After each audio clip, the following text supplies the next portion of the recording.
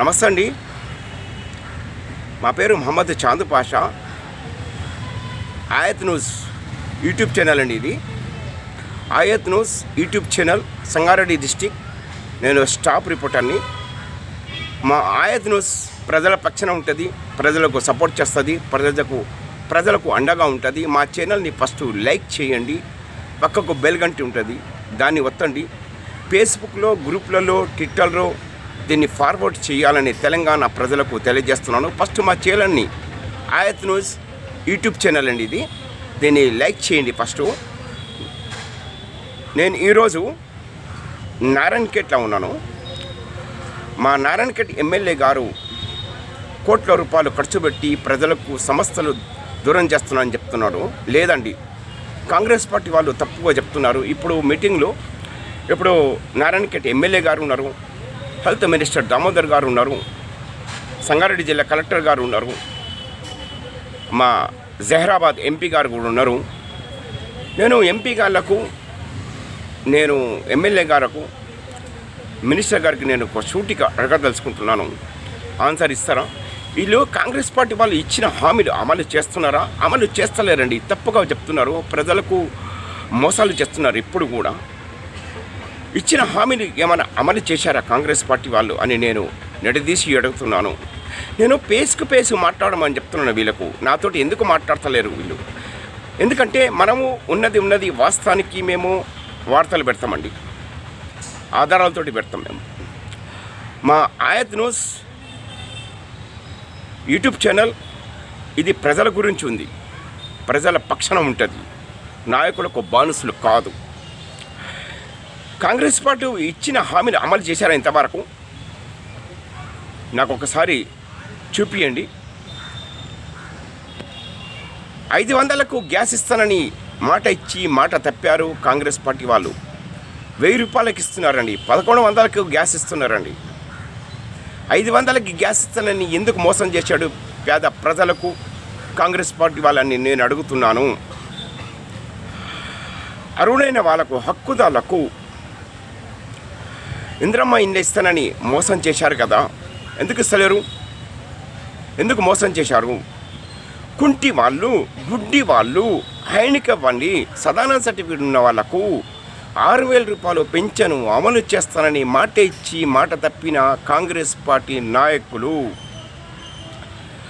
మహిళలకు 2500 నెలకు ఇస్తానని మాట ఇచ్చి మాట తప్పిన కాంగ్రెస్ పార్టీ నాయకులకు నేను సూటిగా అడగదలుచుకుంటున్నాను. ఎందుకు సమాధానం ఇస్తలేరు?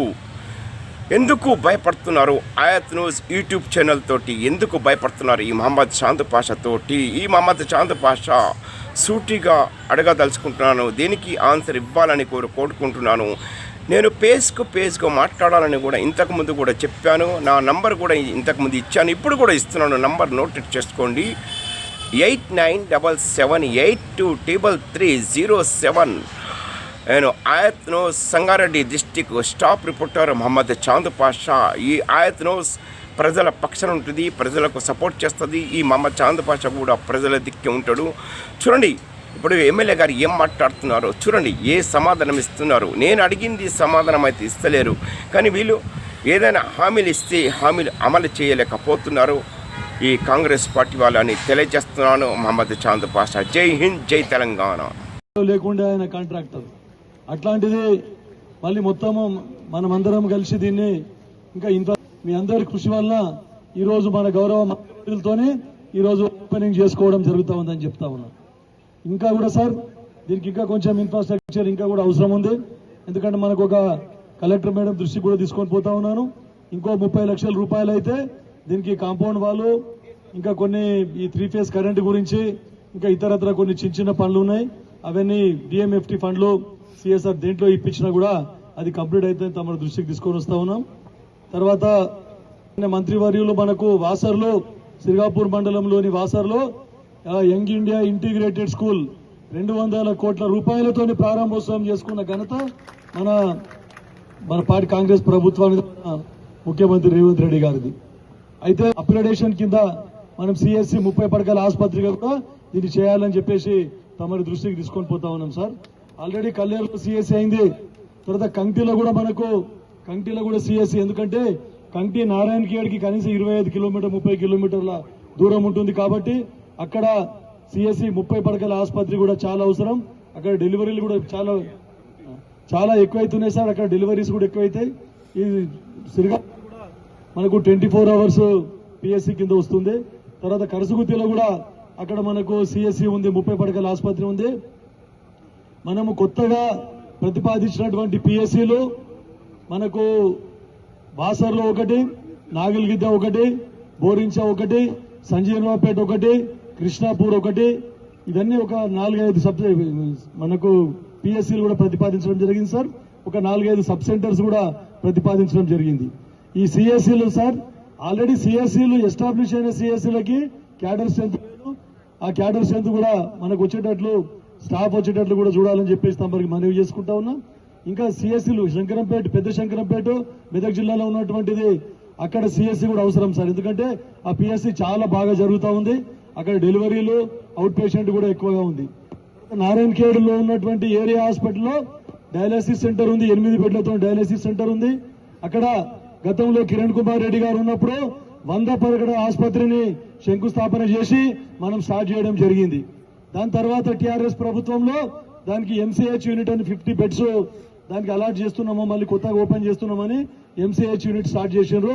కానీ ఎంసీహెచ్ యూనిట్ కూడా మనకు అక్కడ క్యాడర్ స్ట్రెంత్ అక్కడ లేకపోవడం వల్ల ఏరియా హాస్పిటల్ కు సంబంధించిన స్టాఫ్ తోనే అక్కడ విధులు నిర్వహించడం జరుగుతూ ఉంది. తర్వాత అక్కడ 8 బెడ్స్ ఎప్పుడు కూడా ఫుల్ ఉంటా ఉన్నాయి. పక్క నియోజకవర్గాల నుంచి కూడా చాలా తాకిడి ఉంది అక్కడ డయాలసిస్ సెంటర్ కి. కానీ అక్కడ బెడ్స్ ఇంక్రీజ్ చేస్తామని తమరు చెప్పిండ్రు, కానీ అక్కడ స్పేస్ లేనందువలన మేమేం చేసుకోలేక ఇప్పుడు కూడా దాన్ని టూరిజం లో డెవలప్ చేయాలని చెప్పినాము.